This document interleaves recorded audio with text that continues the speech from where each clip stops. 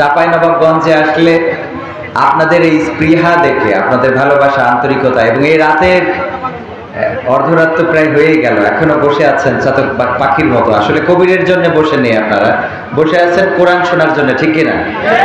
কিন্তু আমার মধ্যে তো এত কোরআন নাই। আমি আসলে কোরআনের ছাত্র বলাটাও বেয়াদবি হয়ে যায়, কোরআনের ছাত্রের ছাত্র।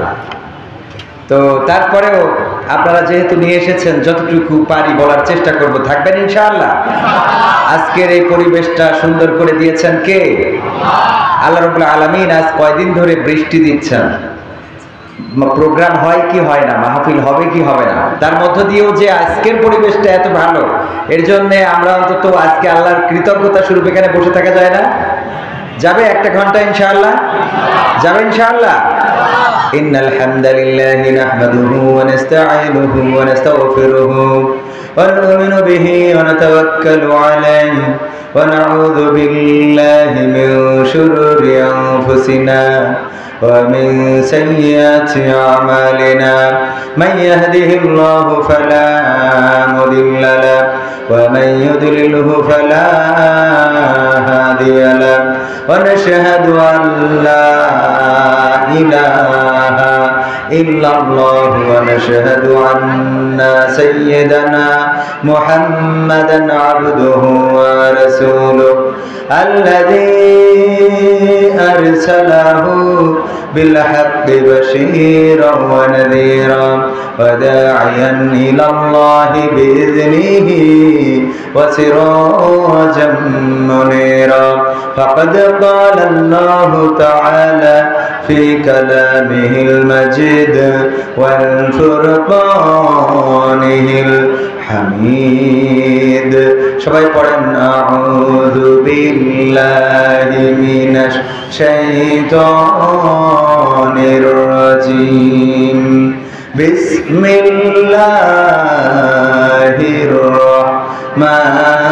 রাহমানির রহিম মিনহা খালাকনাকুম وفيها نعيدكم ومنها نخرجكم تارة أخرى وقال الله تعالى في شانها ببي إن الله وملائكته يصلون على النبي يا أيها الذين آمنوا صلوا عليه وسلموا تسليما اللهم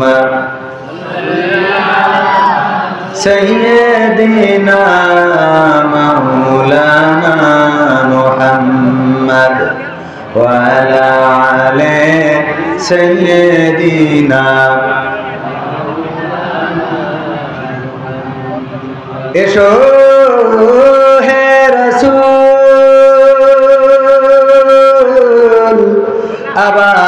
আবার ফিরে আমাদের মাঝে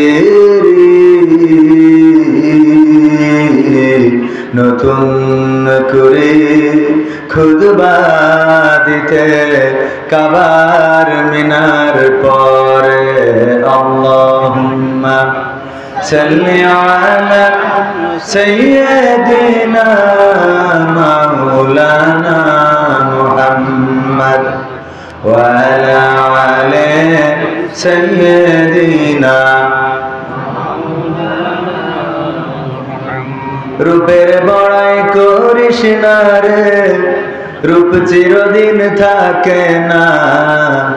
রূপের বড়াই করিস না রে, রূপ চিরদিন থাকে না।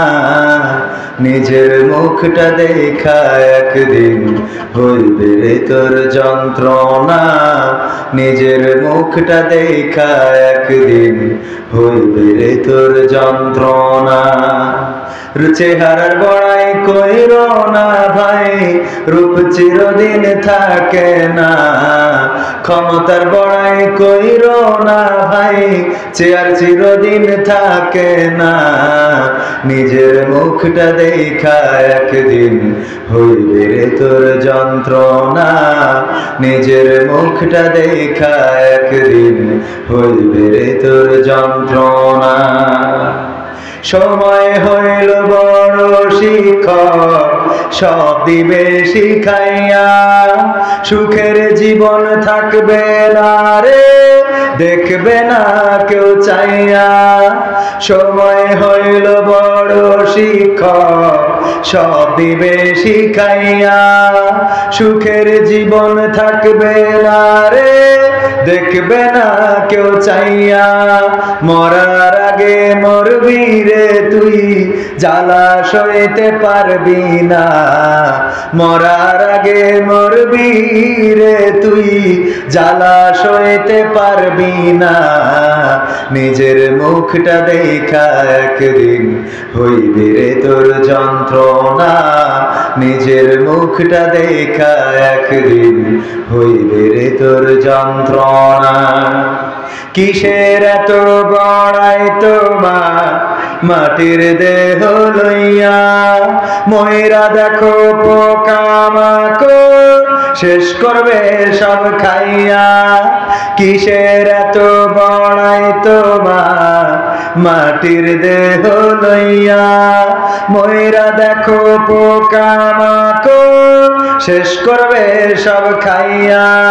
এই দুনিয়া ছাড়তে হবে, অহংকার আর কইরো না। এই দুনিয়া ছাড়তে হবে, অহংকার আর কইরো না। নিজের মুখটা দেখা একদিন হইবে রে তোর যন্ত্রণা। নিজের মুখটা দেখা একদিন হইবে রে তোর যন্ত্রণা। রূপের বড়াই কইরো না ভাই, রূপ চিরদিন থাকে না। চেহারার বড়াই কইরো না বোন, রূপ চিরদিন থাকে না। নিজের মুখটা দেখা একদিন হইবে রে তোর যন্ত্রণা। নিজের মুখটা দেখা একদিন হইবে রে তোর যন্ত্রণা। নিজের মুখটা দেখা একদিন হইবে রে তোর যন্ত্রণা। আরেকটু জোরে। কথা যেগুলো বলেছি একটাও কি ভুল আছে? সময় আমাদের শিখিয়ে দেয়। যারা বলেছিল 41 সালের আগে আমরা সময় পাবো না, তাদের সময় শেষ হয়েছে না হয় নাই? 41 সাল ঘুরে আসে নাই, ঠিক না? ঘুরে এসেছে। সময় সবকিছু শিখিয়ে দেয়। বলেছিল যে ভারতকে যা দিয়েছি তারা মনে রাখবে, কোনোদিন ভুলতে পারবে না, তারাও ভুলে গেছে, দুবাই পাঠিয়ে দিয়েছে, ঠিক না বেঠে? সময় আমাদের অনেক কিছু শিখিয়ে দেয়। যারা একদিন আগেও জানতো না এই অধ্যত্ত পূর্ণ কথাবার্তা বলছি পরের দিন কি হবে, আল্লাহ রাব্বুল আলামিন হাতে নাতে দেখিয়ে দিয়েছেন যে এই পৃথিবীর ক্ষমতা ক্ষণস্থায়ী, চিরস্থায়ী নয়, ঠিক না বেঠে?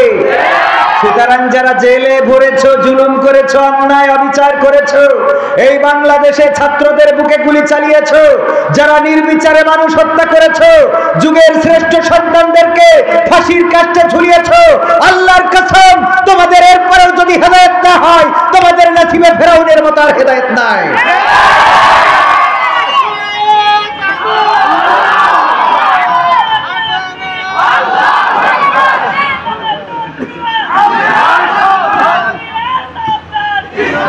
এই বাংলাদেশটা একটা আতঙ্কের নাম বানিয়ে ফেলেছিল।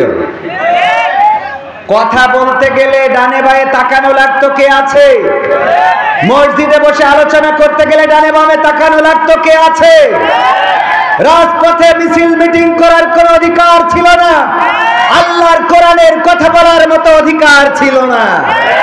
সেই অধিকার আবার প্রতিষ্ঠিত হয়েছে নাকি হয় নাই? যারা জুলুম করেছে তাদের পতন বাংলাদেশবাসী দেখেছে। আমি বলেছি ফেরাউনের ইতিহাস জানার দরকার নাই, নমরুদের ঘটনা পড়ার দরকার নাই, আব্রাহার সেই হস্তি বাহিনীর ঘটনা পড়া লাগবে না। বাংলাদেশের নরপিশাচ স্বৈরাচার এই ক্ষমতাধারী শেখ হাসিনার ইতিহাস পড়লেই বোঝা যায় আল্লাহর ক্ষমতা কতটুকু। ইতিহাস কি অন্য পড়া লাগে? আব্রাহাম কাবা ঘর ভাঙার জন্য এসেছিল, ঠিক কিনা? আব্দুল মুত্তালিব বলল, ওগো আব্রাহাম, তোমার সৈন্যরা আমার উট ধরে নিয়ে এসেছে, আমার উটগুলো ফেরত দাও। আব্রাহা বলল, অবাক হয়ে গেলাম, ওগো আব্দুল মুত্তালিব, শুনেছি তুমি কাবা নাকি রক্ষণাবেক্ষণ করো, কাবা দেখাশোনা করো, কাবা ঝাড়ু দাও, কাবা পরিষ্কার রাখো, সেই তুমি এসেছো, আমি এসেছি কাবা ঘর ভাঙার জন্য, অথচ তুমি এসে আমার কাছে উট চাইলা, কিন্তু কাবা ঘর এটা রক্ষার জন্য তোমার কোনো পদক্ষেপ নাই। আব্দুল মুত্তালিব বলল, ওগো আব্রাহা, শুনে নাও, আমি এসেছি উট নিতে, কারণ উটের মালিক আমি, আর কাবা ঘর আমি এখানে রক্ষা করার জন্য তোমার কাছে আসি নাই, কারণ কাবার মালিক আমি নই, ঠিক না? কাবার মালিক কে? আমি যেমন উট নিতে এসেছি, আমার উট আমি যেভাবে তোমার কাছ থেকে উদ্ধার করে নিয়ে যাচ্ছি, আল্লাহর কাবা আল্লাহ রাব্বুল আলামিন যদি চান, তাইলে আল্লাহর কাবা আল্লাহ রক্ষা করবেন। সুবহানাল্লাহ বলেন। করেছে না করে নাই? আল্লাহর কাবা আল্লাহ রক্ষা করলেন। ঘটনাটা জানিয়েছেন রাসূল সাল্লাল্লাহু আলাইহি সাল্লামকে কোন সূরা দিয়ে? সূরা ফিল দিয়ে। কোন সূরা? আমরা পারি না সবাই পারে না। আলাম তারা কাইফা ফাআলা রাব্বুকা বিআসহাবিল ফিল আলাম ইয়াজআল কাইদাহুম ফি তাদলিল ওয়া আরসালা আলাইহিম তায়রান আবাবিল তারমিহিম বিহিজারাতিন মিন সিজ্জিল ফাজআলাহুম কাআসফিন মাকুল। আল্লাহ রাব্বুল আলামিন আল্লাহর রাসূলকে স্মরণ করিয়ে দিলেন, অথচ রাসূল সেই সময় ভূমিষ্ঠ কি হয়েছিল, তার কতদিন পরে কেউ কি বলতে পারবেন? কয়দিন? 50 বা 40, একটু মতদ্বন্দ্ব আছে। 40 বা 50 দিন পরে আল্লাহ রাসূল পৃথিবীতে এসেছিলেন সাল্লাল্লাহু আলাইহি ওয়াসাল্লাম। অথচ আল্লাহ বললেন, হে নবী, আপনি কি দেখেননি আমি হস্তি বাহিনীর সাথে কেমন আচরণ করেছি? আমি কি তাদের চক্রান্ত ধ্বংস করে দিই নাই? আমি তাদের উপরে প্রেরণ করেছিলাম পাখি, এবং তারা নিক্ষেপ করেছিল ছোট ছোট কঙ্কর, ঝাঁকে ঝাঁকে পাখি পাঠালাম, আর তারা নিক্ষেপ করলো ছোট ছোট কঙ্কর, আর সেই কঙ্করে হস্তি বাহিনী তাদের হস্তি সহ পশুর চর্বিত ভুসির ন্যায় হয়ে গেল। সুবহানাল্লাহ। আল্লাহ করতে পারে না? দেখেন, যেই স্বৈরাচার 41 সাল পর্যন্ত থাকবে, হায়াত থাক আর না থাক, চেয়ারটা পাকাপোক্ত করে নিয়ে বসেছিল, ডানে কে বামে কে সব তাদের লোক, সামনে পিছনে তাদের লোক, এত লোক তাদের থাকার পরেও একটা দিন আগেও জানে না আজকে চলে যেতে হবে। তাই না, শুধু যাওয়াই ক্ষমতা ছেড়েই যাওয়া লাগবে না, বরং বাংলাদেশের জমিনেও জায়গা হবে না। এই ফয়সালা ছিল কার? দেখেন, বিএনপির কত নেতা আন্দোলন করলো, জামাতের কত নেতা আন্দোলন করলো, জাসদ বাসদ কত নেতা আন্দোলন করলো, কোনো কাজ হলো না। বরং আন্দোলন যারা করেছে একে একে জেলে গেছে, কেউ ফাঁসির কাস্টে ঝুলেছে, কেউ ক্রস খেয়েছে, কেউ বাকারা বরণ করেছে। কিন্তু ছোট ছোট বাচ্চা শিশুরা, এরাই যেন আবাবিল। আল্লাহু আকবার। এই ছোট ছোট বাচ্চা শিশুগুলো রাজপথে নেমে বলল, আমি আবু সাঈদ হতে চাই। আল্লাহু আকবার। আমি আবু সাঈদ হতে চাই। ছোট বাচ্চা শিশু বোঝে না কিছু, কয় আবু সাঈদের হত্যার জন্য এসেছি, আবু সাঈদের শহীদের বিচার চাইতে এসেছি। অথচ এই দেশে এখন পর্যন্ত আবু সাঈদকে সন্ত্রাসী বলার দুঃসাহস করে। এরা কাদের লেসপেন্সার চিনে রাখা দরকার। বহিষ্কার করা হয়েছে না লালমনিরহাটে, ব্যারিস্টার কি যেন উর্মি ম্যাজিস্ট্রেট নির্বাহী, হ্যাঁ, তাবাসসুম কি তাবাসসুম উর্মি, যাই হোক মাঝখানে একটা আছে উর্মি, শর্ট নাম। এই শর্ট নাম উর্মি, সে আবু সাঈদকে সন্ত্রাসী বলেছে। অথচ আবু সাঈদ এমন একটি ইসলামী আন্দোলনের কর্মী ছিল, যে ইসলামী আন্দোলনের কর্মীরা সন্ত্রাসী কি জিনিস এই শব্দের সাথে পরিচিত নয়। ঠিক না বেঠে? এই ইসলামী আন্দোলনের গায়ে কলঙ্কের কালিমা লেপন করা হয়েছে। 1971-এ রাজাকার যারা ছিল তাদের গায়ে পাঞ্জাবি ছিল না, তাদের মাথায় টুপি ছিল না, মুখে দাড়ি ছিল না, কিন্তু মিডিয়া দিয়ে বাংলাদেশ আলেমদেরকে এমন ভাবে বাংলার মানুষের কাছে উপস্থাপন করেছে যে যেন দাড়ি টুপি আলারাই রাজাকার। আপনারা একটু আগে আসেন, একটু আগে বসেন, একটু জিকির করেন আর একটু আগে বসেন। লা ইলাহা ইল্লাল্লাহ, লা ইলাহা ইল্লাল্লাহ, লা ইলাহা ইল্লাল্লাহ, লা ইলাহা ইল্লাল্লাহ, লা ইলাহা ইল্লাল্লাহু মুহাম্মাদুর রাসূলুল্লাহ, সুবহানাল্লাহ ওয়ালহামদুলিল্লাহ, লা ইলাহা ইল্লাল্লাহ, সুবহানাল্লাহ ওয়ালহামদুলিল্লাহ, লা ইলাহা ইল্লাল্লাহ, লা ইলাহা ইল্লাল্লাহু মুহাম্মাদুর রাসূলুল্লাহ সাল্লাল্লাহু। শরৎপুর দক্ষিণ পাড়া তালিমুল কোরআন নুরানি মাদ্রাসার উন্নতি কল্পে তৃতীয় বার্ষিকী বিরাট ইসলামী জলসার শ্রদ্ধা ভাজন সভাপতি, যার ছাত্র হতে পারলে নিজেকে ধন্য মনে করতাম, চাঁপাইনবাবগঞ্জ উপজেলা জামে মসজিদের সম্মানিত পেশ ইমাম ও খতিব মাওলানা মোহাম্মদ সাইফুল ইসলাম সাহেব আমার আগে আলোচনা করেছেন। বিশিষ্ট ইসলামী চিন্তাবিদ, আপনাদের অঞ্চলের খ্যাতি সম্পন্ন বক্তা, আলেমে দ্বীন, আমরা আমাদের রাহবার মনে করে নিতে পারি হযরত মাওলানা মোহাম্মদ সানাউল্লাহ বালিয়াডাঙ্গা সাহেব। এছাড়াও আরো অনেকেই আলোচনা করেছেন। আজকের এই মাহফিল পরিচালনায় রয়েছেন আরিফ ভাই সহ স্টেজে গণ্যমান্য ব্যক্তিবর্গ রয়েছেন, যাদের পায়ের জুতা দুইখানা সোজা করে দেওয়ার মতো যোগ্যতা অর্জন করি নাই। আমার সামনে উপবিষ্ট দিনদার ইমানদার মুসলমান ভাই বাবাজিরা, পর্দার অন্তরালে মা এবং বোনেরা, সবাইকে আনুষ্ঠানিকভাবে সালাম জানাচ্ছি, আসসালামু আলাইকুম ওয়া রাহমাতুল্লাহি ওয়া বারাকাতুহু। আমরা আল্লাহর শুকরিয়া আদায় করছি যে মহান রব দয়া করে মায়া করে আমাদেরকে মানুষ হিসাবে সৃষ্টি করেছেন এবং আজ পর্যন্ত বাঁচিয়ে রেখেছেন। সেই রবের শুকরিয়া আদায় করে বলছি আলহামদুলিল্লাহ। আলহামদুলিল্লাহ আরো একটু জোরে বলতে হবে এই জন্যে যে আজ থেকে 1 বছর আগেও আমাদের কথা বলার স্বাধীনতা ছিল না, আমাদের চলার স্বাধীনতা ছিল না, আমাদের জুব্বা পরার, টুপি পরার, দাড়ি রাখার স্বাধীনতা ছিল না।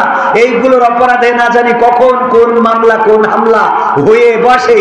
আজকে আল্লাহ রাব্বুল আলামিন আমাদের এত সুন্দর পরিবেশ করে দিয়েছেন, এখন কথা বলার জন্য ডানে বামে আর তাকানো লাগে না।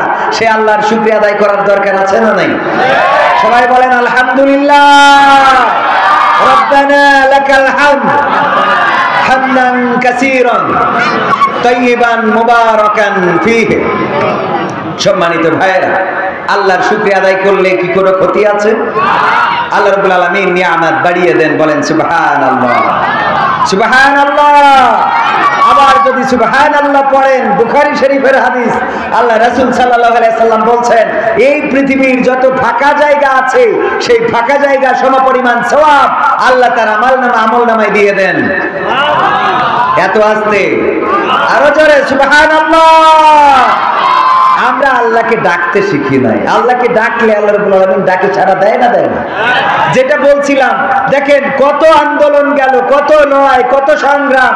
শাপলা চত্বরে মরলো, 28 অক্টোবরে মরলো আল্লামা দেলাওয়ার হোসাইন সাইদির শহীদের ফাঁসির রায় যেদিন দিয়েছিল, সেই দিন আমার বাংলাদেশের আপামর জনসাধারণ রক্ত দিল, কিন্তু স্বৈরাচারের পতন ঘটে নাই। অথচ পতন ঘটিয়েছে তারা যারা এই স্বৈরাচার ক্ষমতায় আসার সময় অনেকেই পৃথিবীতে ভূমিষ্ঠ হয়েছিল না। ঠিক না বেঠিক? 15 বছর ধরে ক্ষমতায়, ছাত্র আন্দোলনে 12 বছর 13 বছরের বাচ্চারাও গেছে, 7 বছর 8 বছরের বাচ্চারাও গেছে না, যায় নাই? গেছে। এই ছোট ছোট মানুষগুলো যারা শহীদ হয়েছে, দেখেন সব 20 বছর 22 বছর 18 বছর 25 বছর যখন ক্ষমতায় গিয়েছিল, তারা ক্ষমতা কি জিনিস এই ছাত্ররা জানতো না। ছাত্ররা প্রমাণ করে দিয়েছে যে আমরা রক্ত দিলে এই দেশে স্বৈরাচার পতন শুধু নয়, ছাত্ররা যদি রক্ত দেয় এই দেশে কোরআন কায়েম হবে ইনশাআল্লাহ। হবে না? হবে না?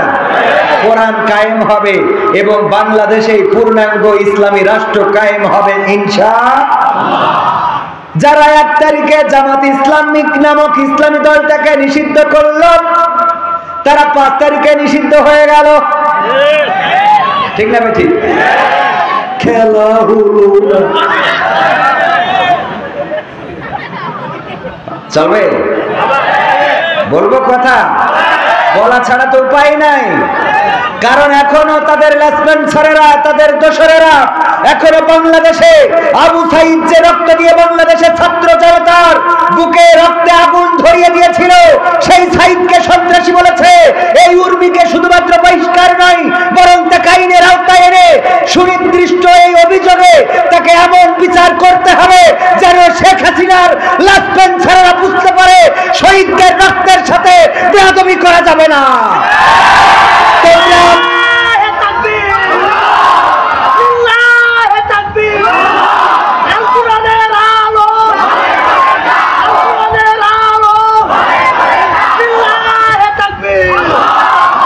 তোমরা কোরআনের পাখি নিরপরাধ আল্লামা সাঈদীকে রাজাকার বানিয়েছো, মতিউর রহমান নিজামীকে রাজাকার বানিয়ে ফাঁসির কাস্টে ঝুলিয়েছো।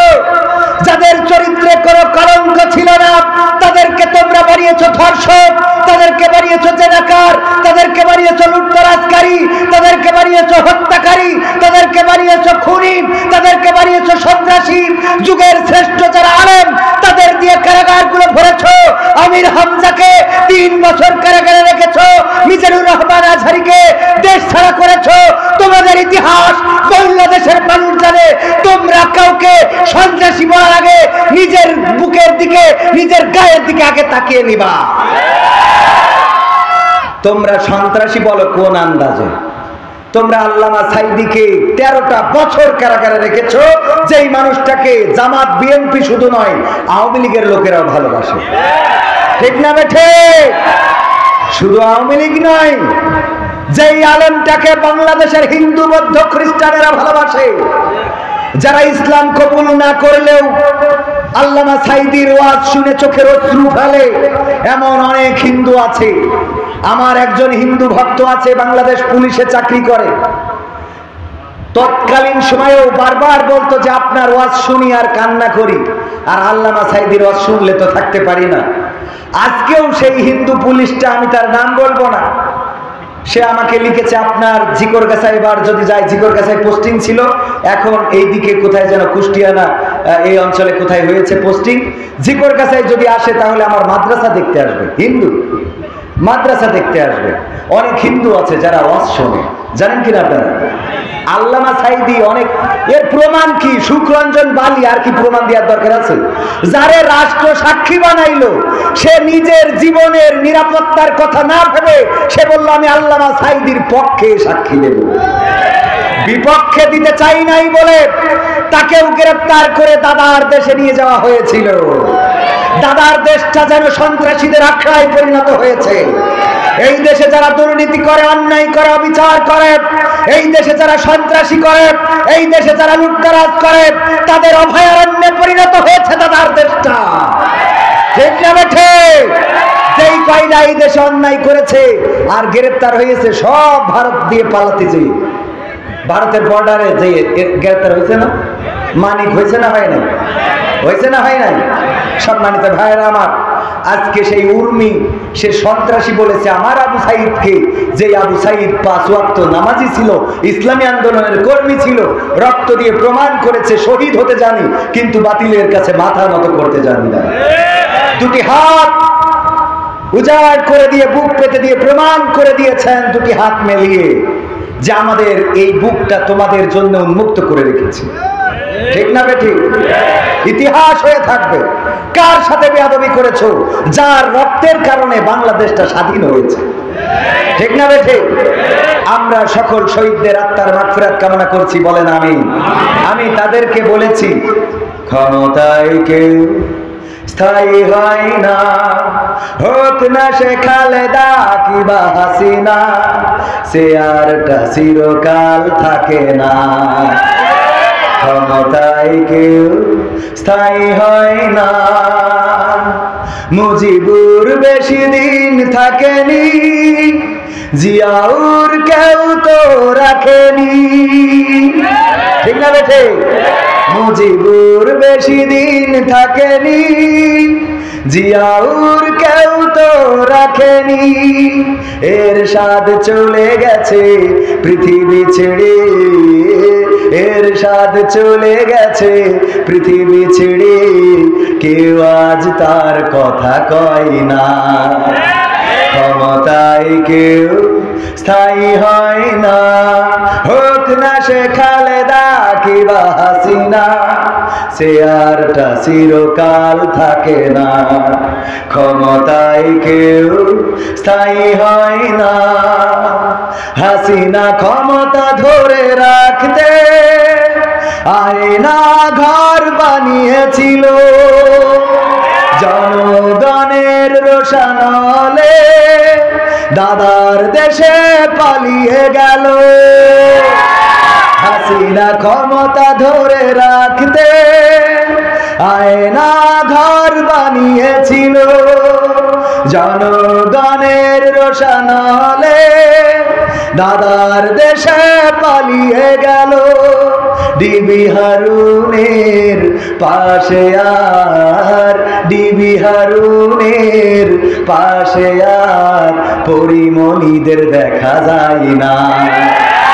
ক্ষমতায় কেউ স্থায়ী হয় না, হোক না সে খালেদা কিবা হাসিনা, চেয়ারটা চিরকাল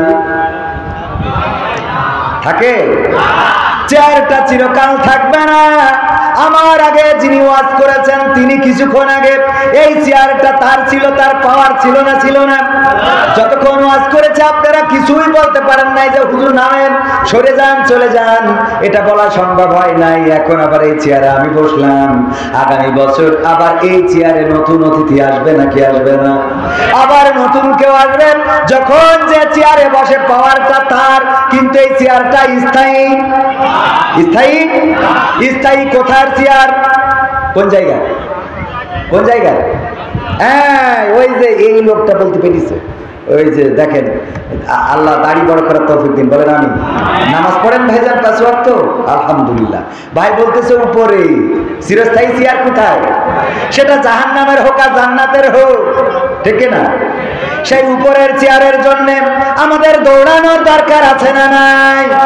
আমাদের অভিভাবক কে? আল্লাহ। যাদের অভিভাবক হয়ে যায় তাদের দুশ্চিন্তা থাকে না, তাদের কষ্ট থাকে না, ভয় থাকে না। 15টা বছর যে চেয়ার ধরে রাখলো, সেই আবার এই বাংলাদেশে 15টা দিনও থাকার সাহস করে? চেয়ার ছেড়ে 15টা দিন থাকার সাহস করে নাই। কারণটা কি? কারণ তাদের অভিভাবক আল্লাহ ছিল না, তাদের অভিভাবক ছিল দাদা। কথা কয় না? অভিভাবক ছিল কে? তাদের অভিভাবক দাদা। এই জন্য দাদা নিয়ে গেছে না যায় নাই? দাদা নিয়ে গেছে। আর আমরা যারা আল্লাহর পথে চলি, আমাদের অভিভাবক কে? আল্লাহ। যাদের অভিভাবক হয়ে যায় তাদের কোনো ভয় নেই, তাদের কোনো দুশ্চিন্তা নেই, তারা কখনো কষ্টে নিপতিত হবে না। তারা বিপদে পড়লেও হাসবে, সুখে থাকলেও হাসবে। সুবহানাল্লাহ। বিপদে পড়লেও হাসে না? হাসে না? আল্লামা সাঈদীকে যেদিন জেলখানা থেকে হাসপাতালে নেওয়া হলো, পরের দিন তিনি শহীদ হয়ে যাবেন। এর আগের দিন যাওয়ার সময় মুখটা খুব মলিন ছিল, বেজার ছিল, কষ্টে ছিল না, বরং হাসি দিয়েছে না দেয় নাই? এমন একটা হাসি দিয়েছে যে হাসি বাংলাদেশের মানুষের কলিজার মধ্যে এখন পর্যন্ত সেভ হয়ে আছে না নাই? এটা সংরক্ষিত থাকবে ততদিন পর্যন্ত, যতদিন বাংলাদেশের মুমিনেরা বেঁচে থাকবে ততদিন বুকের মধ্যে থাকবে।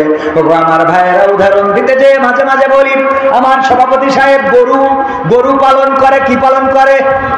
গরু। এই গরু যখন মাঠে ক্ষেত খামার ধান ফসল থাকে না, তখন মাঠের মধ্যে গরু এড়া ছেড়ে দেয়, মানে খুলে দেয়, এড়া ছেড়ে দিয়ে। আপনারা কি বলেন? হ্যাঁ, ছাড়িয়ে দেন। এই যে গরু ছেড়ে দিয়েছে, দেওয়ার পরে গরু খাইতে খাইতে হঠাৎ করে পাশে ছিল জঙ্গল, জঙ্গল থেকে এসে একটা বাঘ গরুর পিছু নিয়েছে গরুরে ধরার জন্য। অনেক দিন ধরে ক্ষুধার্ত বাঘটা দৌড়ায় গরুরে ধরার জন্য। যখন দৌড়ানি দিয়েছে, গরু দৌড়াইতে দৌড়াইতে হঠাৎ চিন্তা হলো যে আমি তো দৌড়ায় বাঘের সাথে পারবো না, সুতরাং কি করা যায়? তাড়াতাড়ি করে পাশে ছিল একটা নরম ক্ষেত, কাদাওয়ালা ক্ষেত, এই ক্ষেতের মধ্যে দিয়েছে লাফ। কাদার মধ্যে 4 হাত পা ডেবে গেছে। গরু যখন ক্ষেতের মধ্যে লাফ দিয়েছে, বাঘ চিন্তা করছে আমিও গরুরে ধরবো, ও গরুর ধরার জন্য লাফ দিয়েছে, কিন্তু বাঘের দৌড়ের গতি ছিল একটু বেশি, এত বেশি যে গরুরে রেখে 3 হাত সামনে যেই পড়েছে। মানে একটু গতি বেশি হইলে কি একটু সামনে, 3 হাত সামনে যে কাদার মধ্যে ডেবে গেছে। কিছু কাদা আছে যা থেকে উঠতে গেলে খালি টেনে ধরে, এরকম আছে না নাই? চোরাবালি নাম শুনেছেন না শোনেন নাই? চোরাবালিতে যদি আপনি আটকে যান, যত উঠতে চাইবেন তত ডেবে যাবেন। এর নাম কি? চোরাবালি। এরকম কাদা, সেই কাদায় গরু তো টেনশন করে না, কিন্তু বাঘ উঠার জন্য খালি হাত পা নাড়াই, কি করে উঠবো, কি করে বের হবো। গরু টেনশন ছাড়াই ওই কাদার মধ্যে ওইভাবে আটকা পড়ে খালি জাবর কাটাচ্ছে। গরু জাবর কাটাচ্ছে। বাঘ কয় এই গরু তুই তো আসলেই গরু। কয় কেন, কি হয়েছে? কয় কি হয় না এটা কও। কয় কি হয়েছে সেটা কও। বলতেছে দেখো, আমি যদি তোমারে ধরতে পারতাম তাইলে তোমারে খেয়ে আমি বেঁচে থাকতাম, আবার তুমি যদি দৌড়ায় পালিয়ে যেতে তাহলে তুমিও বাঁচতা আমিও বাঁচতাম, দুজনে বেঁচে থাকতাম। কিন্তু এমন একটা আকাম করেছো, এই কাদার মধ্যে পড়েছো, এখন তো তোমারও উদ্ধার হবে না, তুমিও উদ্ধার হতে পারবা না, আমিও উদ্ধার হতে পারবো না। কয় তাতে সমস্যা কি? গরু কয় সমস্যা, কয় পাগল কয় কি, এই জন্যই তো তুই গরু। আচ্ছা সমস্যা কি সেটা পরের কথা, কিন্তু আমার কথা হলো, বাঘ বলতেছে আমার কথা হলো যে এই মুসিবতের মধ্যে তুমি জাবর কাটাও কেন? এই বিপদের মধ্যে তুমি জাবর কাটাও কেন? গরু কয় ভাই আমি তো গরু অত বুঝি না, তবে অল্প বুঝাইতে পারবো। সেটা হলো আমার একজন মালিক আছে। কি আছে? আমার একজন অভিভাবক আছে, আমার একজন মালিক আছে, মাওলানা সাইফুল ইসলাম, তিনি আমার মালিক। জুমার নামাজ পড়াতে গিয়েছেন উপজেলা মসজিদে, জেলা মসজিদে নামাজ পড়ায় আসতে একটু দেরি হচ্ছে। উনি যখন এসে গোয়াল ঘরে আমারে পাবে না, তখন আমারে খোঁজার জন্য মাঠে চলে আসবে, কারণ আমার অভিভাবক আছে। ওই অভিভাবক এসে মাঠে খুঁজতে খুঁজতে যখন এই কাদার মধ্যে আমারেও পাবে আর তোমারেও পাবে, তখন আমারে উদ্ধার করবে আর তোমারে এখানে দে বাড়ি বলে পিঠানি দিয়ে এই কাদার মধ্যে কবর দিয়ে চলে যাবে। এখন বলো জাবর আমি কাটাবো নাকি তুমি কাটাবা? জাবর কাটাবে কিনা? টেনশন আছে? নেই কেন? অভিভাবক আছে। কি আছে? তেমনি আমার মাওলানা সাহেবের আরো একজন অভিভাবক আছে না নাই? তার নাম কি?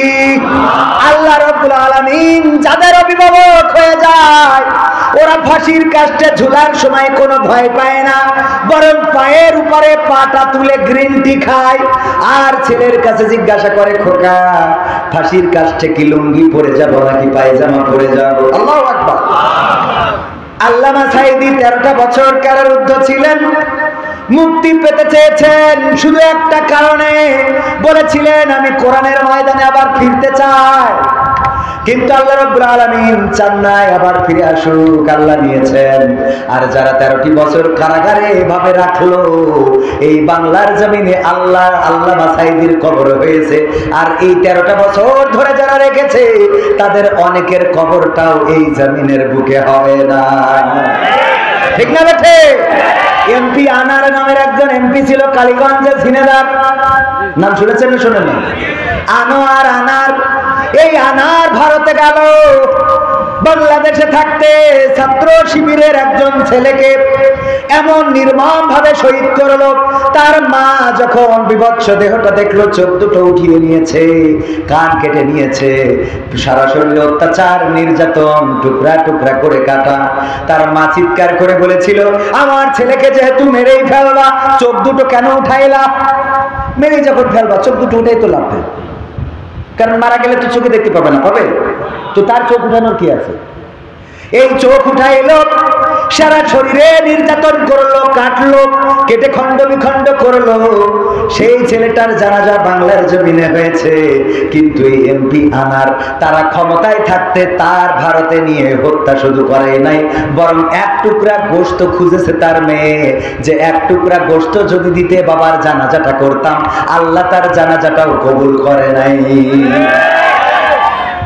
এগুলো জানার দরকার আছে না নাই? এইগুলোই তো ফিরাউন নমরুদের ইতিহাস, ঠিক না বেঠে? ফিরাউনের সময় ওরা এমনই ছিল। নমরুদের সময় ওরা এমনই ছিল, আবু জাহেলের সময় ওরা এমনই ছিল, ঠিক না বেটে?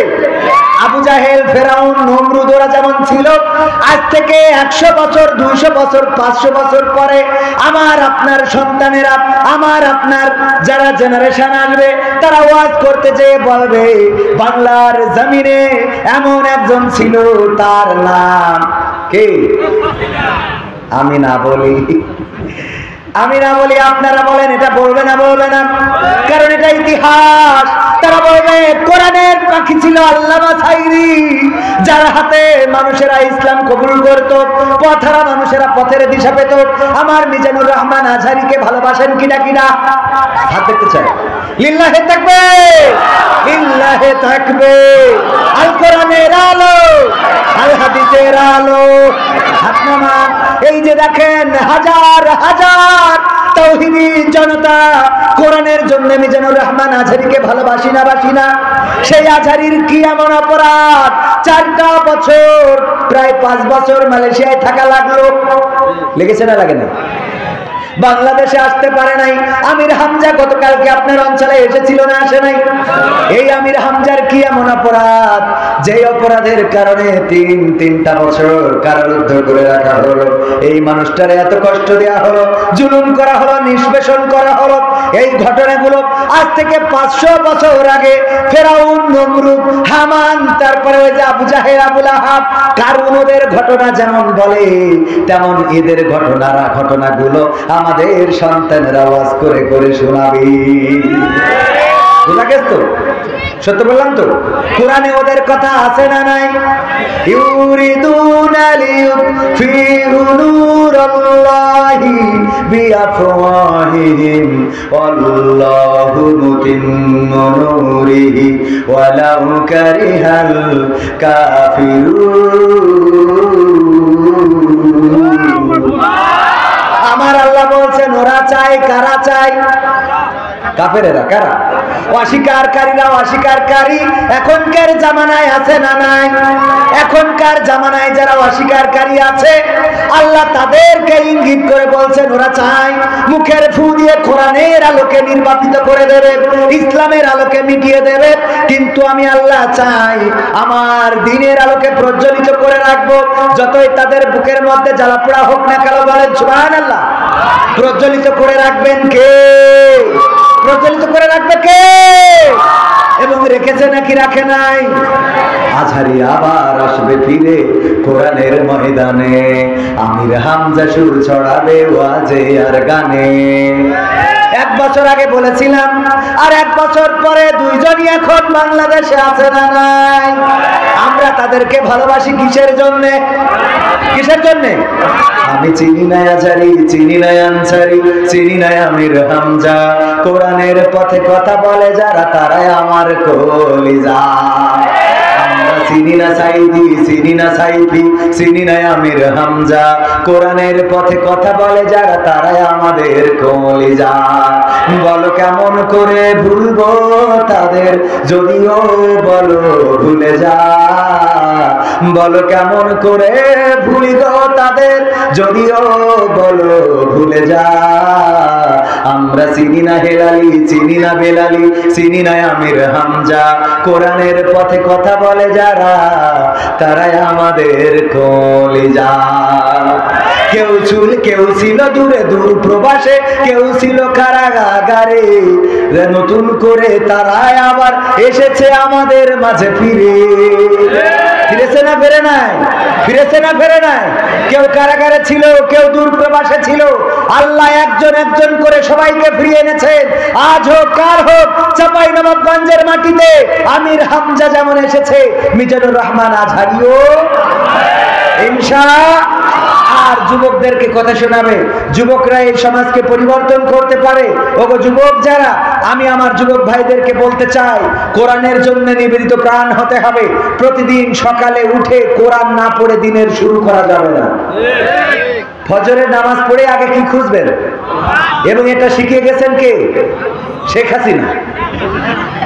কিরা শিখাইছে? শেখ হাসিনা। তিনি কি বলেছেন? সকালে উঠে আগে কোরআন খোঁজে, যাই নামাজ খুঁজি। ঠিক না বেঠে? সুতরাং যদি শেখ হাসিনা সকালবেলা উঠে আগে যাই নামাজ খুঁজতে পারে আর যদি কোরআন পড়ে দিনের শুরু করতে পারে, তাইলে আমাদেরও করার দরকার আছে না নাই? কথা কয় না, আছে না নাই? সুতরাং অন্তত খারাপটা বাদ দেন, ভালো কাজ তো একটা শিখাই গিয়েছে যে সকালবেলা উঠে আগে যায় নামাজ খোঁজে। কিন্তু কোরআন মানে কোরআন পড়ে দিনে শুরু করে, কিন্তু মানে কোরআন পড়তে ভালো লাগে, কোরআন শুনতে ভালো লাগে, কোরআন জানতে ভালো লাগে, কোরআন মানতে ভালো লাগে। কোন আছে না নাই? কোরআন পড়তে ভালো লাগে, কোরআন শুনতে ভালো লাগে, কোরআন জানতে ভালো লাগে, কোরআন মানতে ভালো লাগে না। নামাজেতে পড়লে কোরআন মনটা শীতল হয়, কারির তেলাওয়াত শুনিলে প্রাণ জুড়িয়ে যায়। নামাজেতে পড়লে কোরআন মনটা শীতল হয়, কারির তেলাওয়াত শুনিলে প্রাণ জুড়িয়ে যায়। সেই কোরআনের ব্যাখ্যা দিলে কলিজাতে আগুন জ্বলে, আছে না না? সেই কোরআনের ব্যাখ্যা দিলে অন্তরেতে আগুন জ্বলে, বিরোধিতাও চলে কেন তা জানি না। কোরআন পড়তে ভালো লাগে, কোরআন শুনতে ভালো লাগে, কোরআন জানতে ভালো লাগে, কোরআন মানতে ভালো লাগে। কোরআন পড়ে অনেক লোকে শুরু করে দিন, তারা আবার চাই না দেশে কোরআনের আইন। কোরআন পড়ে কত লোকে শুরু করে দিন, তারা আবার চাই না দেশে কোরআনের আইন। এটা যে কেমন নীতি, তাই তো এ দুর্গতি, মরছে করছে মোদের ক্ষতি কেন তা বুঝি না। কোরআন পড়তে ভালো লাগে, কোরআন শুনতে ভালো লাগে, কোরআন জানতে ভালো লাগে, কোরআন মানতে ভালো লাগে। কোরআন বুকে আছে না অনেকে, আছে না? কোরআন বুকে চুমু খাওয়ার লোকের নাই অভাব, সেই কোরআনের বিরোধিতা আবু জাহেলের স্বভাব। এখন এমন মানুষ আর পাওয়া যায় না, পাওয়া যায় হয় না। শয়তান সব চলে গেছে মনে করছে? শয়তান আছে না নাই? শয়তান আছে না নাই? শয়তানের লিডার চলে গেল, শয়তান আছে এখন, বুঝেননি? কোরআন বুকে চুমু খাওয়ার লোকের নাই অভাব, সেই কোরআনের বিরোধিতা আবু জাহেলের স্বভাব। মানবা সুবিধা মতো তাই এই বুকে ক্ষত, দেখলে এমন কিছু সইতে পারি না। কোরআন পড়তে ভালো লাগে, কোরআন শুনতে ভালো লাগে, কোরআন জানতে ভালো লাগে, কোরআন মানতে ভালো লাগে না। এখানে যারা আছেন কোরআন মানতে কি ভালো লাগে? মানতে কি ভালো লাগে? কোরআন মানতে রাজি আছে? আমি পবিত্র কোরআনের সূরা তাহার 55 নম্বর আয়াতে কারিমা তেলাওয়াত করেছি, মনে আছে না নাই? আয়াতটা কি পড়েন সবাই? মিনহা খলাকনাকুম ওয়া ফিহা নুঈদুকুম ওয়া মিনহা নুখরিজুকুম তারাতান উখরা। আয়াতটা আমরা কোথায় পড়ি? হ্যাঁ, একদম আমি এইটার বিরুদ্ধে আন্দোলন শুরু করে দিয়েছি, এইটার বিরুদ্ধে যে মাটি দেওয়ার সময় যে পড়ে, কি বুঝে পড়েন মাটি দেওয়ার সময়? এই আয়াতটার অর্থটা কি, নাজিল হয়েছে কোন প্রেক্ষাপটে, আর এটা দিয়ে আল্লাহ কি বলেছেন, কি বুঝাইছেন, কাকে বুঝাইছেন, একটু জানার দরকার আছে না? আমরা কোরআন পড়ি, ফকির যেই ভিক্ষে করতে যাই যদি বলে ইন্নাল্লাহ আশতারা মিনাল মুমিনিনা আনফুসাহুম ওয়া আমওয়ালাহুম বিআন্না লাহুমুল জান্নাহ, বলতে পারে না? পারে না? ফকিরও বলতে পারে যে তুমি যে জান আর মাল দাও এর বিনিময়ে জান্নাত দেবে, কিন্তু এর পরের অংশে যে আল্লাহ কুপাকুপির কথা বলেছে ওইটা তো কেউ বলে না। আছে না নাই? হ্যাঁ, এই জন্যই আমাদের দরকার মতো কিছু আয়াত বেছে নিয়েছি।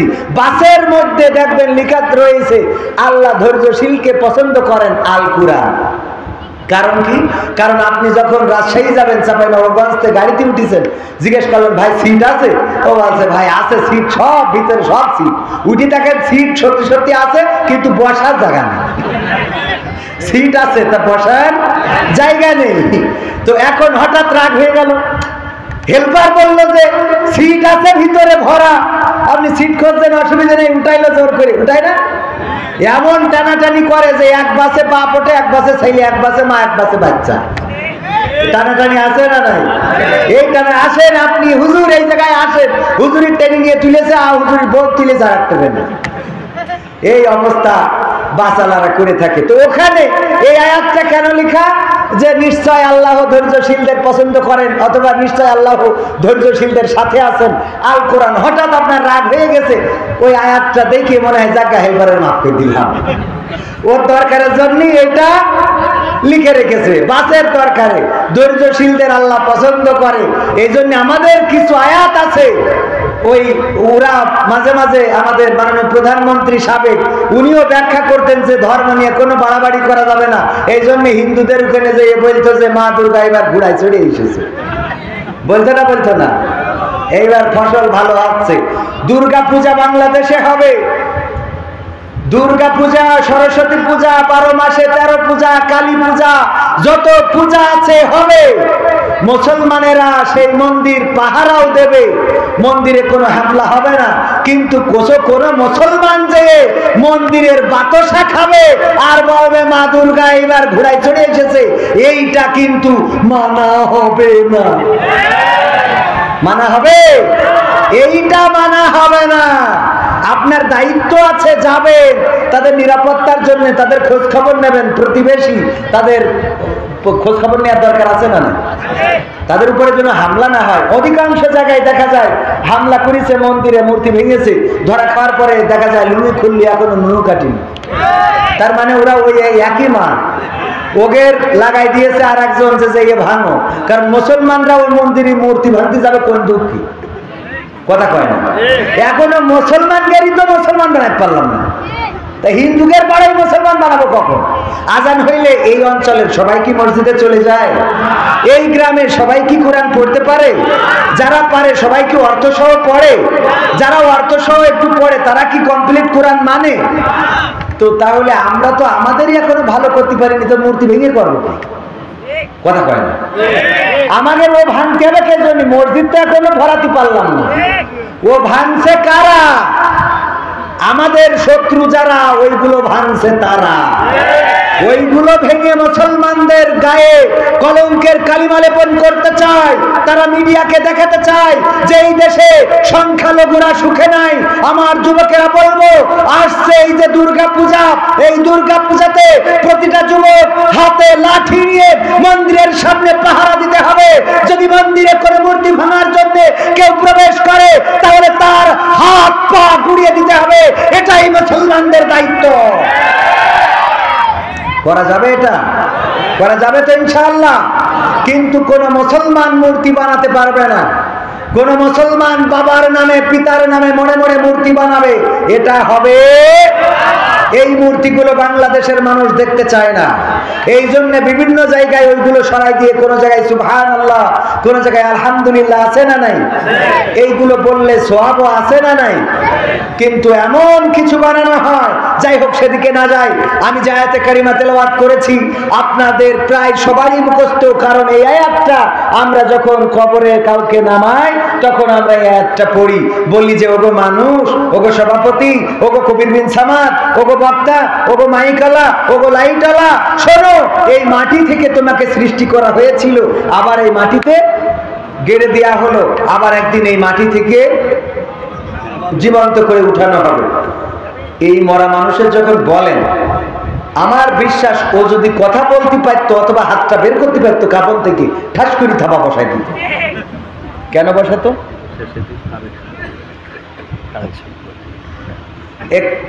কষ্ট হচ্ছে আপনাদের? আর একটু সময় থাকা যাবে? যাবে আর একটু সময়? অন্তত এইটা এই ওয়াজটা অন্তত শুনে যান আর শিখে যান যে এই ওয়াজটা কোন জায়গায় কোনে করতে হবে, কবরে করতে হবে নাকি উপরে করা লাগবে। হ্যাঁ, শেখার দরকার আছে না নাই? আমার যুবকেরা কাজ শেখে না, লেখাপড়া শেখে। কি শেখে?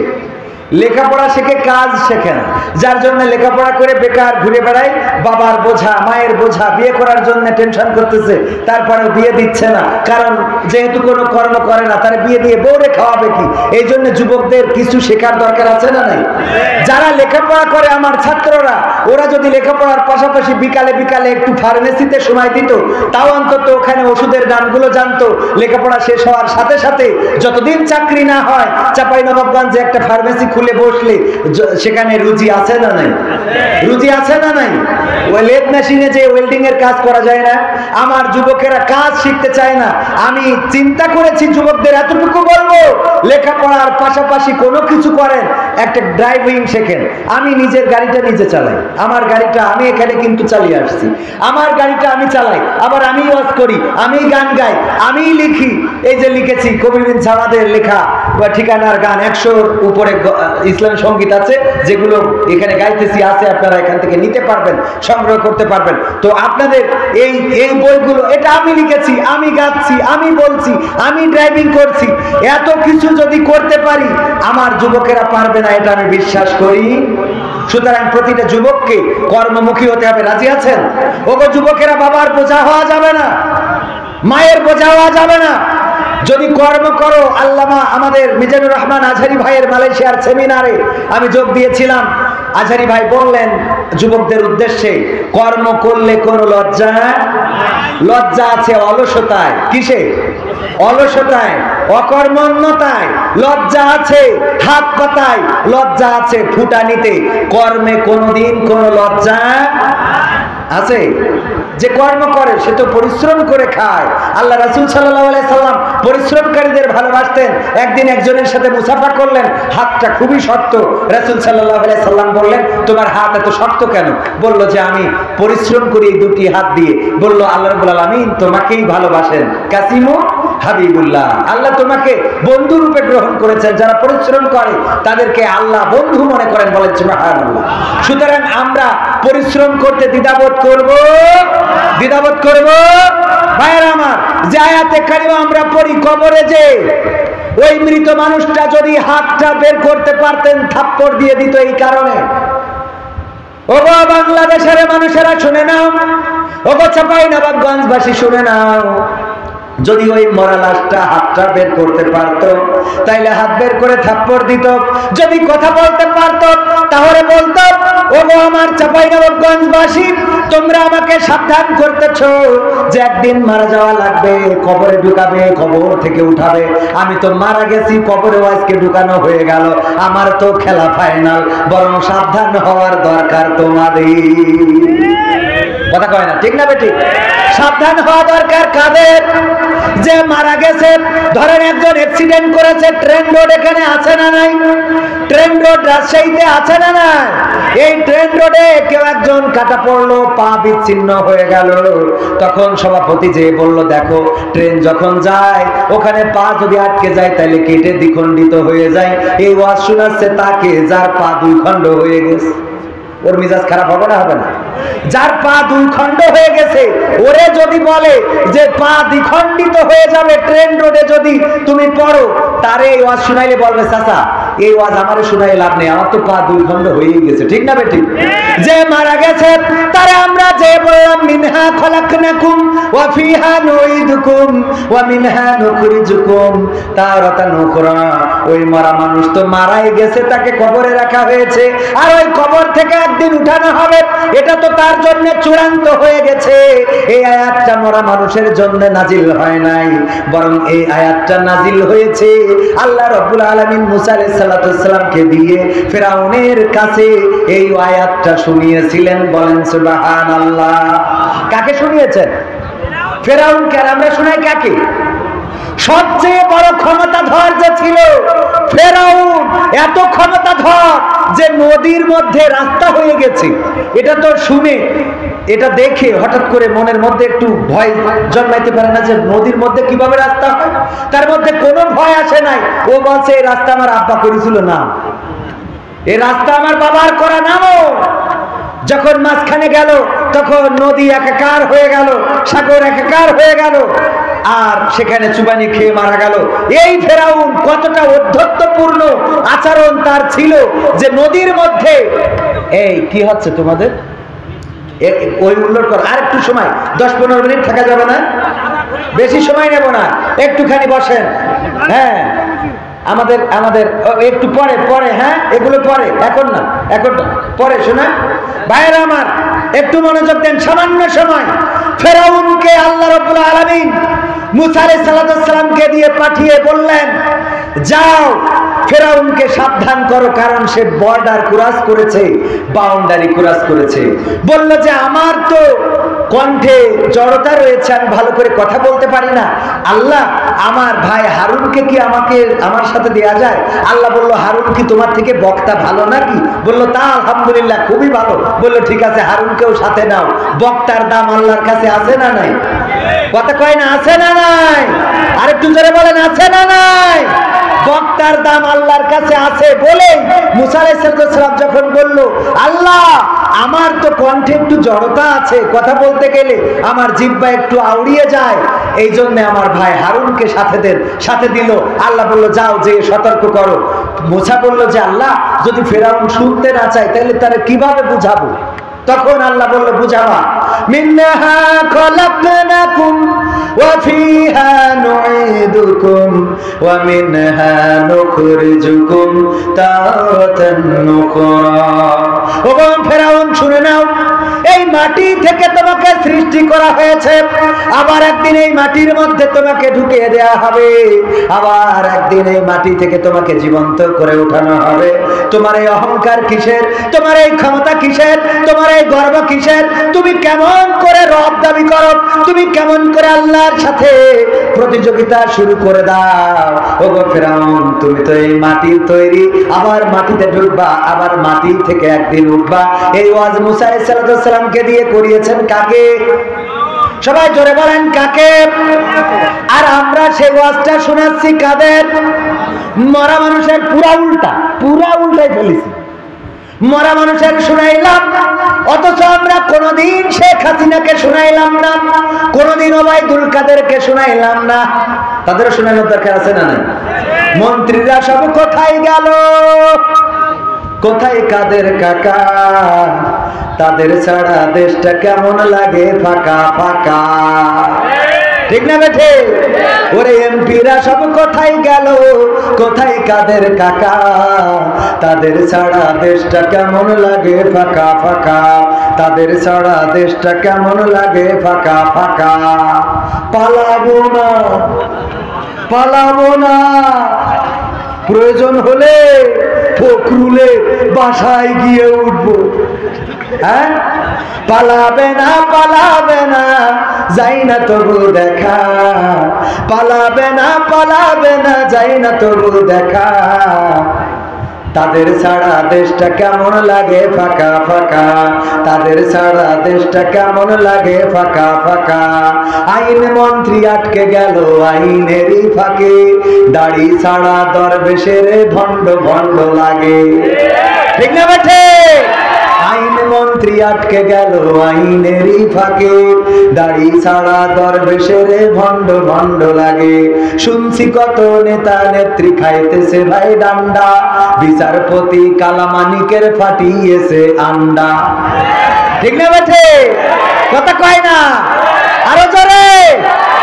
আইন মন্ত্রী আটকে গেল আইনেরই ফাঁকে, দাড়ি ছাড়া দরবেশের ভণ্ড ভণ্ড লাগে।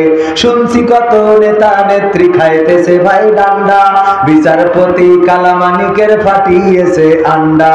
পলকেরও ঝলক গেল থামিয়ে নেটের চাকা, ওদের ছাড়া দেশটা কেমন লাগে ফাঁকা ফাঁকা, তাদের ছাড়া দেশটা কেমন লাগে ফাঁকা ফাঁকা। কই গেল সেই সংসদেতে মমতাজের গান, কোথায় গেল হযরত বলা স্বামী ওসমান? খেলা হবে, আসো খেলবো, খেলা হবে। মনে আছে? কন্ট্রোল আছে না নাই?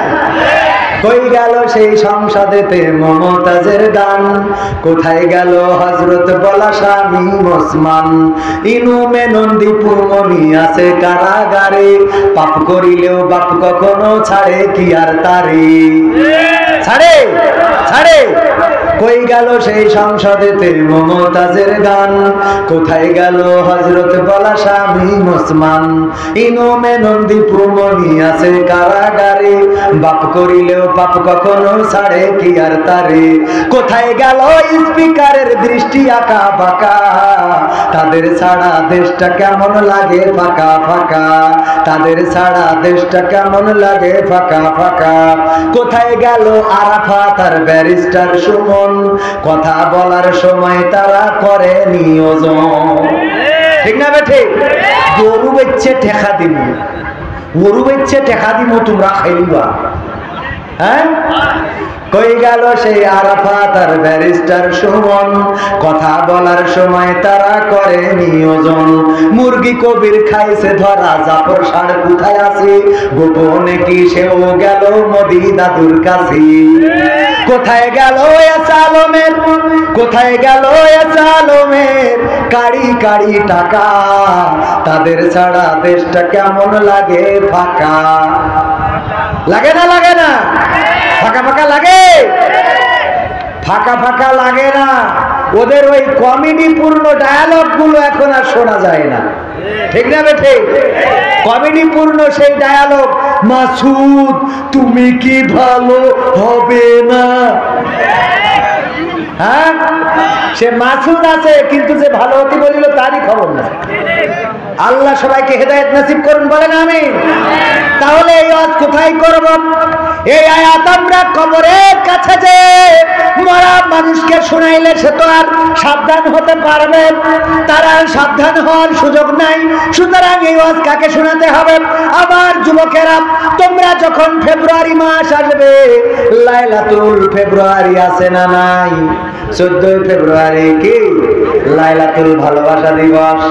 এই ভালোবাসা দিবসে যখন তোমাদেরকে কেউ একটা গোলাপ ফুল দিয়ে বলবে আই লাভ ইউ, কি বলবে? তখন আমার যুবক কি বলতে হবে? কি বলবেন? মিনহা খলাকনাকুম ওয়া ফিহা নুঈদুকুম ওয়া মিনহা নুখরিজুকুম তারাতান উখরা। ও আল্লাহর বান্দি, তুমি আমারে আই লাভ ইউ কইলা, আমি তোমারে আই লাভ ইউ টু বলতে পারবো না, তবে আমি তোমারে একটা ওয়াজ শোনাই। আল্লাহ বলছেন তোমার এই সুন্দর চেহারা থেকে লাভ নাই, কারণ তোমার এই মাটি থেকে বানানো হয়েছে, আবার একদিন এই মাটিতে ঢোকানো হবে, আবার একদিন এই মাটি থেকে আল্লাহর দরবারে উঠানো হবে। সুতরাং হারাম সম্পর্ক করা যাবে। ওয়াজ বুঝেছেন তো? কোনে করতে হবে?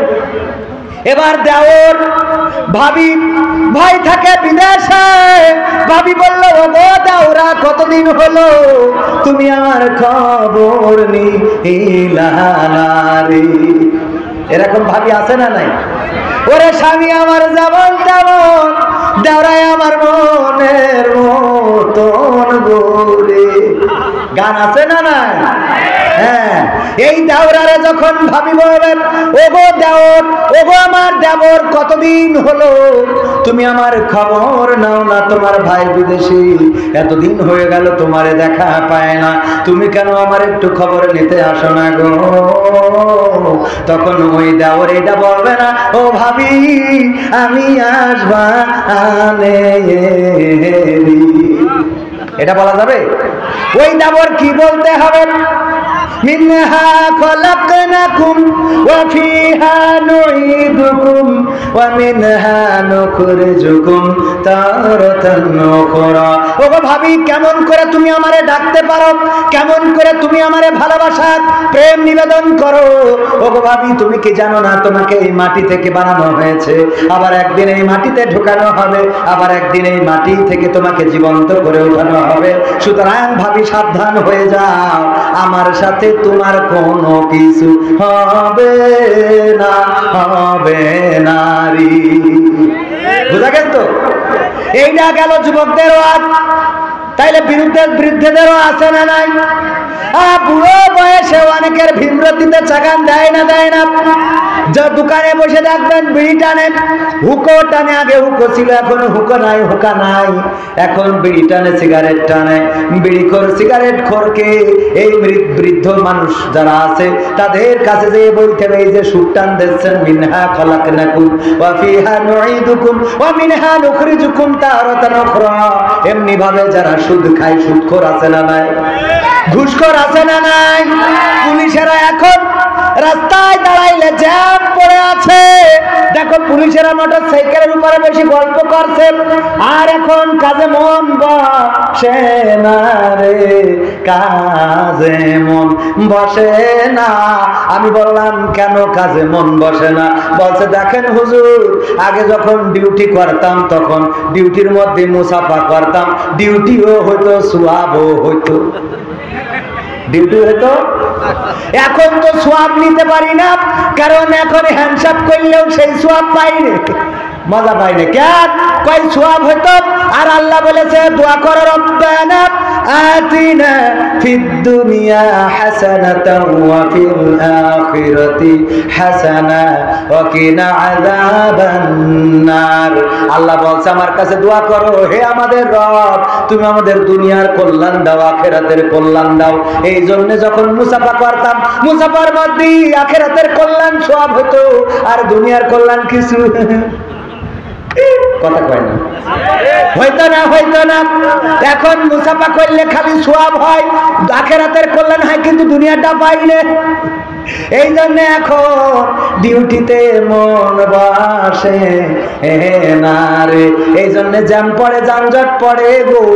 এই ডিউটি যারা ফাঁকি দিচ্ছেন, যারা ওই ঘুষ পাচ্ছেন না বলে ফাইলগুলোই সই করতে চায় না, অফিসের কাজগুলো যারা করতে চায় না, পুলিশ যদি দায়িত্ব পালনে তার ব্যর্থতার পরিচয় দেয়, সাথে সাথে তাকে বলতে হবে, এই যে স্যার শোনেন, মিনহা খলাকনাকুম ওয়া ফিহা নুঈদুকুম ওয়া মিনহা নুখরিজুকুম তারাতান উখরা। এই পড়লে ও বলবে আল্লাহুম্মা আমিন। মানে ওরা মনে করে মনে হয় আমাকে জন্য দোয়া করলো, ঠিক না বেঠি? এরকম আছে না নাই? একবার এক হুজুর বক্তৃতা দিচ্ছেন, যত বক্তৃতা সব হয়ে গেছে শেখ হাসিনার বিরুদ্ধে। এইবার পাশে ছিল যুবলীগের নেতা, বলছে হুজুর এই যে দেখেন এখানে কি, ওকে থাকে না, এই যে আছে দেখে, কি করলেন আপনি? দুয়ার মধ্যে ঠিক করে দেবেন। দুয়ার মধ্যে কি করবেন? হ্যাঁ, এইবার দুয়ার মধ্যে হুজুর বলতেছে, রব্বানা আতিনা ফিদ দুনিয়া হাসিনা ওয়া ফিল আখিরাতি হাসিনা।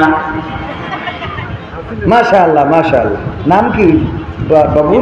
200 টাকা দিয়ে গেল, ছোট্ট বাচ্চা শিশু, আল্লাহ তার দানে বরকত দিন। বলেন আমি এটা পড়বো, একটু করবো। হ্যাঁ, আল্লাহ বড় করি। মাশাআল্লাহ, আল্লাহ বড়। হ্যাঁ, আরো কি? ও আচ্ছা, তারপরে জি আমরা আর একটু সামনে যাই, সামান্য এগুলো পড়বো। রাজি আছেন ইনশাআল্লাহ? কষ্ট হচ্ছে আপনাদের?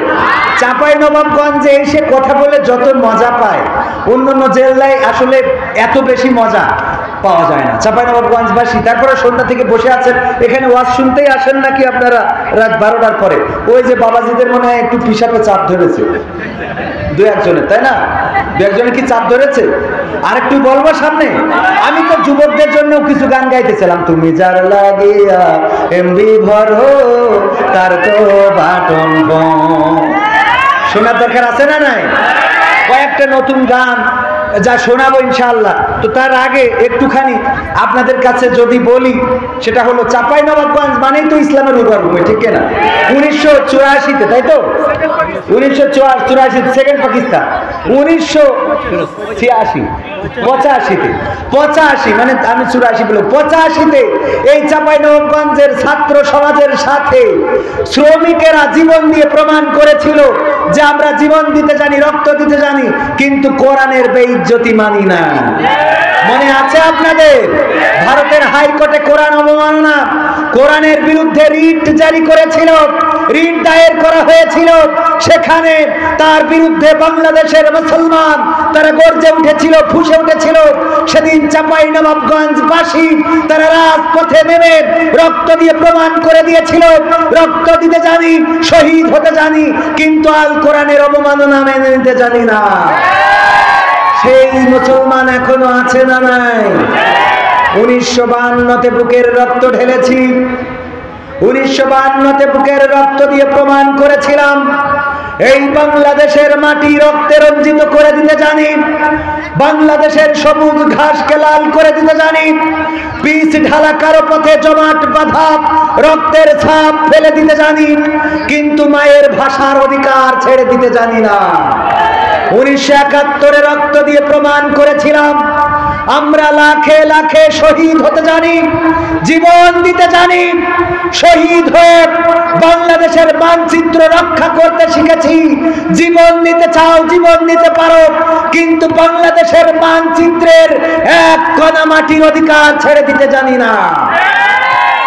2024-এর 5ই আগস্টে ছাত্র সমাজ রাজপথে নেমে বুকের তাজা রক্ত ঢেলেছে, শহীদ হয়েছে, আহত হয়েছে, পঙ্গুত্ব বরণ করেছে, চোখ হারিয়েছে, হাত হারিয়েছে, পা হারিয়েছে, তবুও সামনের দিকে ছুটে চলে প্রমাণ করেছে আমরা এগিয়ে যেতে জানি, পিছাতে জানি না, রক্ত দিতে জানি, পালাতে জানি না, শহীদ হতে জানি, গাজী হতে শিখি নাই, বরং রক্ত দেব, শহীদ হব, কিন্তু বাংলাদেশের জমিনকে স্বৈরাচারীদের হাতে ছেড়ে দিতে জানি না। সেই মুসলমানের আর একবার জাগতে হবে, আর একবার জাগতে হবে, এবং সেই জাগ্রত হওয়াটা হবে চূড়ান্ত জাগ্রত হওয়া আল কোরআন কায়েমের জন্য, আল্লাহর জমিনে আল্লাহর দ্বীন প্রতিষ্ঠিত করার জন্য, বাংলার জমিনে আল্লাহর দেওয়া আইন কানুন দিয়ে দেশ চালানোর জন্য। কোরআন কায়েমের ডাক যদি আসে, কে চরমনা, কে আটরশি, কে ফুরফুরা, কে জামাত, কে হেফাজত, কে বিএনপি, কে আওয়ামী লীগ, সব ভুলে একটা পরিচয় নিয়ে মুসলমান হিসাবে রাজপথে দাঁড়াতে হবে।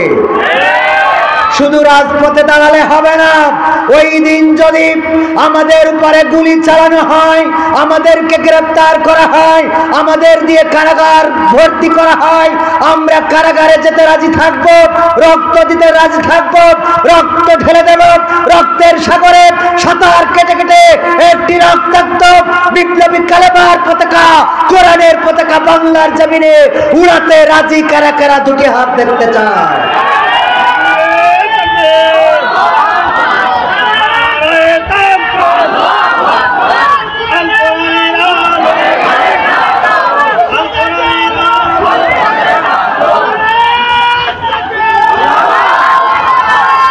কোরআন যদি কায়েম করতে হয়, আল্লাহ রাব্বুল আলামিন সূরা সফে বলে দিয়েছেন, ইয়া আইয়ুহাল্লাযীনা আমানু হাল আদুল্লুকুম আলা তিজারাতিন তুনজিকুম মিন আযাবিন আলীম।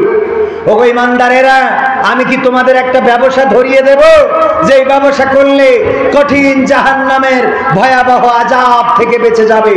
কথাটা কার? প্রশ্নটা কার? সবাই চিল্লায়ে বলেন, প্রশ্নটা কার? আল্লাহর প্রশ্ন। আল্লাহর নাম নিতে কি কষ্ট হয়? আল্লাহর নাম একটু জোরে নেওয়া যাবে না? প্রশ্নটা কার? আল্লাহর। আল্লাহ প্রশ্ন করে, আল্লাহ জানেন যে আমার বান্দারা বলবে যে ব্যবসা ঠিক আছে, আল্লাহ বলে দাও। পর্দার অন্তরালে মাও এবং বোনেরা আছে না নাই? হুজুর, যুবকদের বিয়ের ব্যাপারে একটু কথা বলেন। যুবকদের বিয়ের ব্যাপারে তো সেটাই বলছিলাম, তোমরা কর্ম করলে তোমাদের বিয়েও হবে, বেকার ঘুরে বেড়াবা আর গাঁজা টেনে বেড়াবা, আর মা বাবা বিয়ে দিয়ে কি বিপদে পড়বে? বিআই বানের কাছে বকা শুনবে? এই জন্য যুবকেরা কর্ম করতে হবে, তাহলে বিয়ের ব্যবস্থা হয়ে যাবে। আবার আমার অনেক পিতা আছে যে ছেলে বড় হয় ওদিকে খবরই নেই, মেয়ে বড় হয় খেয়ালই করে না। তো ছেলে বড় হচ্ছে, মেয়ে বড় হচ্ছে, নিজের বিয়ের সময় তো ঠিকই হিসেব করে বিয়ে করিলেন, ঠিক না ভাই? ঠিক। আব্বা নিজের বিয়ের সময় কিন্তু ঠিকই টাইম মতো বিয়ে করেছে, আর ছেলের কয় প্রতিষ্ঠিত হতে হবে। তো আব্বা কত নম্বর প্রতিষ্ঠিত ছিল? এটাও দেখার দরকার আছে না নাই? এই জন্য বাজান যদি প্রতিষ্ঠিত হওয়ার আগে বিয়ে করে থাকেন, তাহলে ছেলেদেরও যুবক যারা বিয়ের জন্য কত কাঙাল ঘুরে বেড়াচ্ছে, এর পিছনে এইটা তো ওই যে কি বলেছি মনে আছে না, তুমি যার লাগিয়া এমবি ভরো তার তো বাটন ফোন। ওরে কেমন করে বুঝবে গো সে, কেমন করে বুঝবে গো সে ডিজিটাল তোর মন, তুমি যার লাগিয়া, তুমি যার লাগিয়া এমবি ভরো তার তো বাটন ফোন। মেসেজ দিলে সিন করে না, দেয় না তো রিপ্লাই, ভিডিও কলে বলবা কথা ক্যামেরা তার নাই রে, ক্যামেরা তার নাই। ওরে ডিজিটাল এই যুগ জামানায়, ডিজিটাল এই যুগ জামানায় অ্যানালগ তার মন, তুমি যার লাগিয়া, তুমি যার লাগিয়া এমবি ভরো তার তো বাটন ফোন। প্রেম প্রীতি ভালোবাসা বিয়ের আগে নয়, আরেকটু জোরে। প্রেম প্রীতি ভালোবাসা বিয়ের আগে নয়, মনের মধ্যে রাখো যুবক আল্লাহ তাআলার ভয় রে, পরকালের ভয়। শুধু যুবকদের রাখার দরকার না, যুবতীদেরও, ওদের বেশি রাখার দরকার, কারণ এই যুবকগুলো নষ্ট করতেছে ওরা।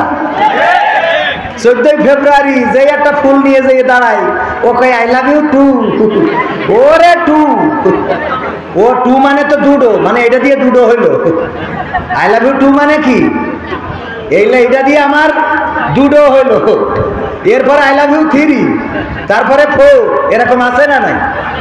এক গুন্ডা এরপরে নিয়ে ঘুরে বেড়াবে, আর এই মেয়েটা ছেলেটা নষ্ট করে যে তুমি আমার এই কিনে দিবা তাই কিনে দিবা, ও বাপের পকেটটা চুরি করি তো ওই করি বেড়ায়, যদি না পারে কলা চুরি করে, এই সব করে এরপরে ঘুরে ফিরে বেড়ায়, তারপরে যখন উল্টো পাল্টা হয়ে যায় এবারে আর বিয়ে করে না। এর বিয়ে আবার খুঁজে বেড়ায় মাদ্রাসায় কোন হাফেজা আছে, সারা জীবন ঘুরে বেড়াইলে একজনের নিয়ে এখন হাফেজা খোঁজে, এই হাফেজা খুঁজে যাই বিয়ে করে, ও আবার কাউন্সিলে যাই মামলা করে যে আমার 7 বছর ধরে ধর্ষণ করে, ও ধর্ষণ এ করিস না ও এর করিস, এইটাই তো খুঁজে পেলাম না।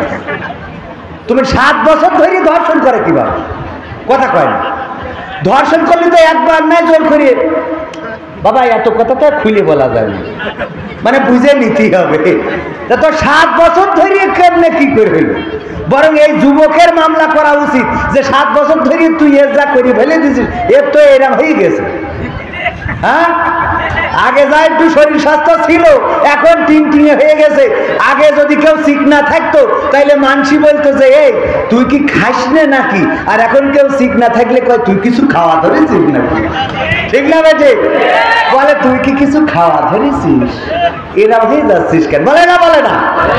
আর এইগুলো নষ্ট করে আমার মা বোনেরা। মা বোনদের জন্য বলতে চাইলাম, কিন্তু সময় অল্প, আর বেশি সময় নেব না।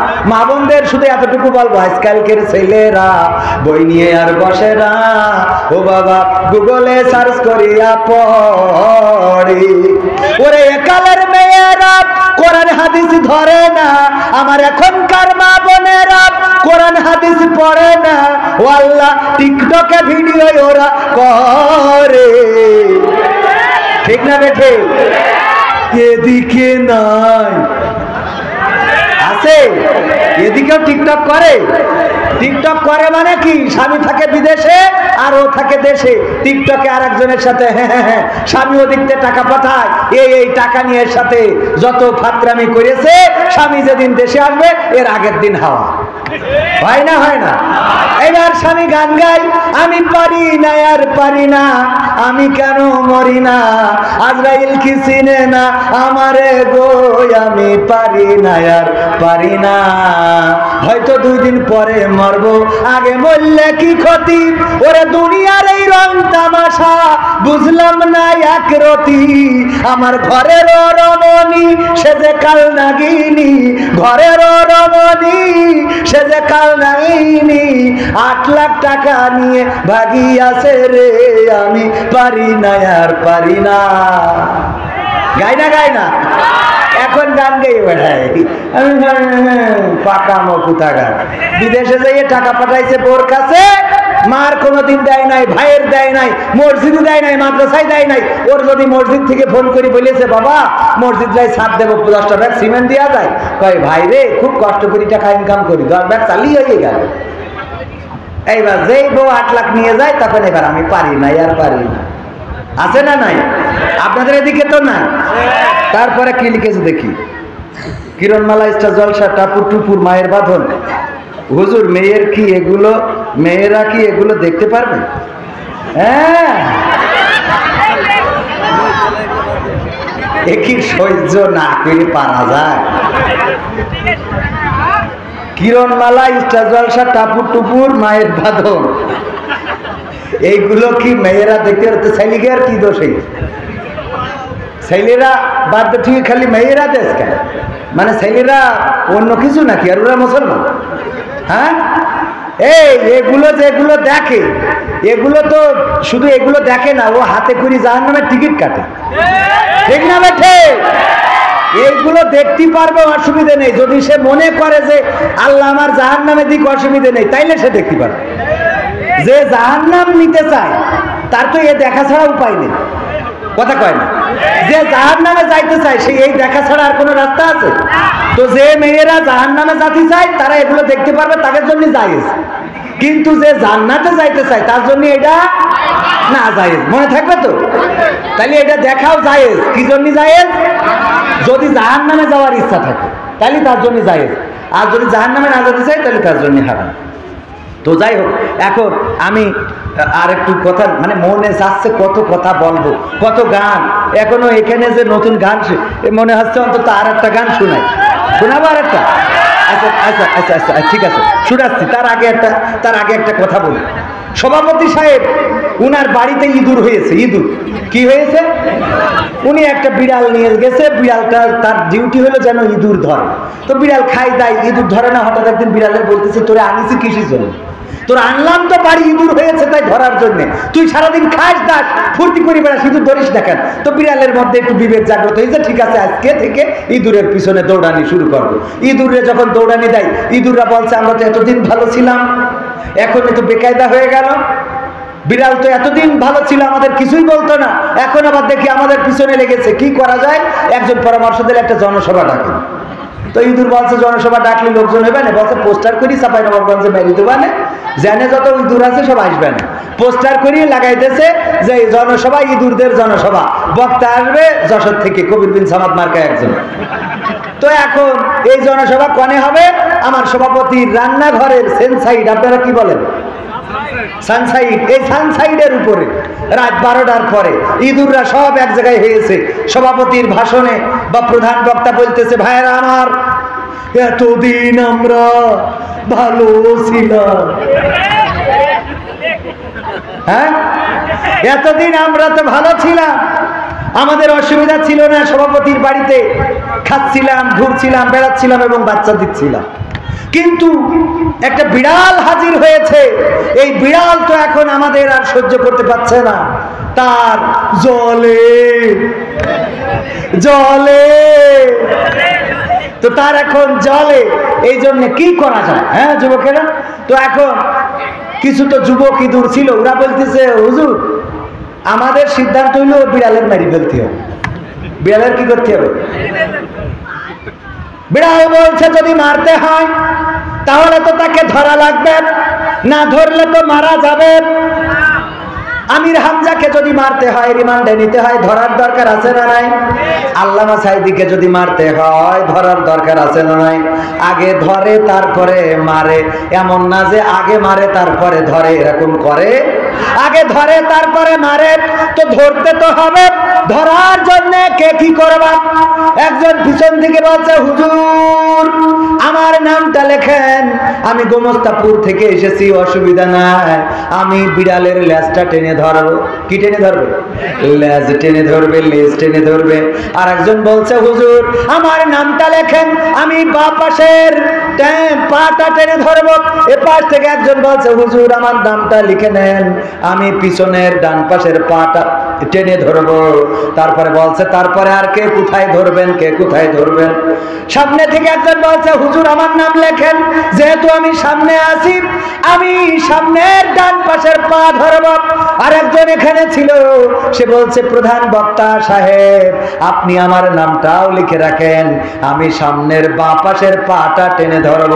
এবার বক্তা বলতেছে বলে আর কে কোথায় ধরবেন, কে কোথায় ধরবেন, কে কোথায় ধরবেন? এখন আর কেউ কথা বলে না, বলে না। তখন বক্তা ইঁদুর বলতেছে ওগো আমার বাবাজিরা, ওগো আমার ইঁদুরেরা, ওগো আমার যুবক ইঁদুর, ওগো আমার কিশোর ইঁদুর, ওগো আমার ছোট ইঁদুর, বড় ইঁদুর, বুড়ো ইঁদুর, তোমরা বিড়ালের লেজ ধরতে চাইলে, পিছনের পা ধরতে চাইলে, সামনের পা ধরতে চাইলে, কিন্তু বিড়ালটা যেই জায়গা দিয়ে ম্যাও ম্যাও করে ওই জায়গাটা ধরবা এমন একজন তো দাঁড়াইলা না। ম্যাও করা জায়গায় আগে ধরার দরকার না, পরে লেজ টাইনলো আর ঘুরে যদি কামড় বসায় উপায় কি আছে? এখন ম্যাও করা জায়গায় ধরার, যেখানে ম্যাও ম্যাও শব্দ হয় ওই জায়গায় ধরার মতো ইঁদুর পাওয়া। আমাদের মধ্যেও এই ইঁদুরের স্বভাব আছে না নাই? কথা কয় না, আছে না নাই? রক্ত লাগবে, কারা কারা দিবেন? মানে হাত উঁচু করেন না, বলছি রক্ত লাগবে, কারা কারা দিবেন? হাত উঁচু করার লোক আছে। মিছিলি যাইতে হবে, কারা কারা যাবেন তাও লোক আছে।